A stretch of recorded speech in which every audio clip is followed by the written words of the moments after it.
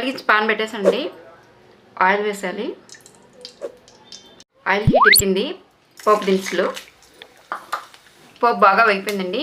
ఇప్పుడు ఉల్లిపాయ పచ్చిమిర్చి ముక్కలు. ఉల్లిపాయ ముక్కలు కాస్త పెద్దవే కొంచెం కట్ చేసుకోవాలి. కల్లు ఉప్పు, పసుపు వేసి వేగించాలి కాస్త. ఉల్లిపాయలు బాగా వేగిపోయిందండి. ఇప్పుడు టమాటా ముక్కలు వేసాలి.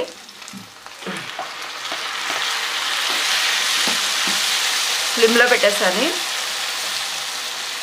ఇప్పుడు అల్లం వెల్లుల్లి పేస్ట్, ఉప్పు, పసుపు, కారం కాస్త, పచ్చిశనగపప్పు కాస్త, ధనియాల పొడి ఇవన్నీ వేసి కలబెట్టేసాలి.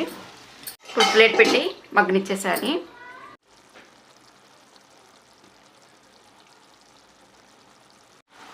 టమాటా కూర రెడీ అయిపోయిందండి.